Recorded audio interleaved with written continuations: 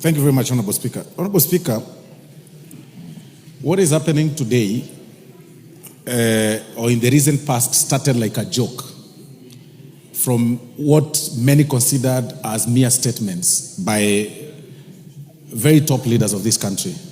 It started from statements like, the shareholders claiming that there are some communities that really did not contribute to the formation of this government, calling other people shareholders and other people traitors, and people kept quiet. But, Honorable Speaker, if this House keeps quiet, the trend this country is taking will take us back to 2007, 2008, if we are not careful. Because it started from one particular leader, then it went down to what we call his supporters, or he recruited some speakers or a mouthpiece to speak on his behalf. And the recent utterances, Honorable Speaker, really shocked the nation, where somebody is questioning on the division of the national cake, how it should actually be shared, that it should be shared on how people voted. I mean, this is shocking.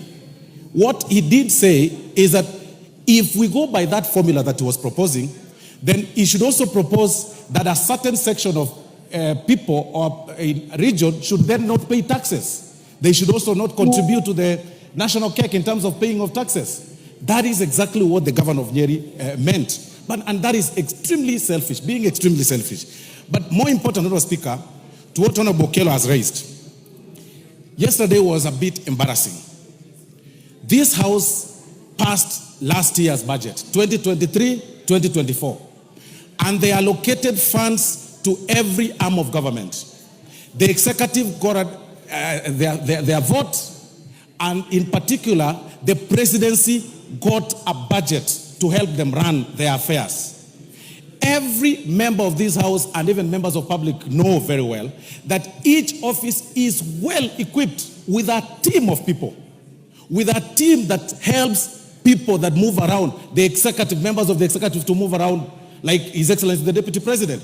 It was a shame, Honorable Speaker, to see His Excellency the Deputy President moving around, carrying a bag, in as much as one wants to pull some PR stunts, and I say this, Honorable Speaker, with tremendous respect. We should question, it is about time we question the members of staff that work with His Excellency the Deputy President. Where were they when he was carrying the bag? Where were they when they were taking pictures, and some of them, of course, standing behind him as he pulled the bag, which looked very empty, Honorable Speaker. And I think it must have been bought from the airport, Honorable Speaker. Because in as much as we appreciate the fact that... Order, Honorable Osoro. I think what Jared Okello asked was legitimate. But let's not digress into discussing the conduct of the person, of the Deputy President. Jared Okello asked whether, and I saw it in the reason I allowed him to ask that, seek that statement from the majority leader, is that the person of the Deputy President of this country is a responsibility of everybody. His movement to any part of the country has security implications. How he travels, who he travels with, where he goes, has security implications. So I saw it in the context that it is not a matter that is normal to see our Deputy President towing a bag on the air side to the aircraft, because you have appropriated resources to facilitate the work of the office of the presidency. That is how I understood Okello's concern. And Okello was seeking the majority leader to assure the country whether this is something subnormal or this is something that is near normal, or somebody is saying is the new normal, but in security terms, it is not normal. And that's what I expect the majority leader to tell this House.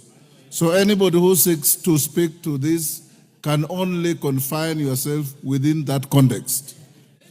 If you start discussing the personal conduct of the Deputy President, I will not allow you. Yes, KJ. What's your point of order?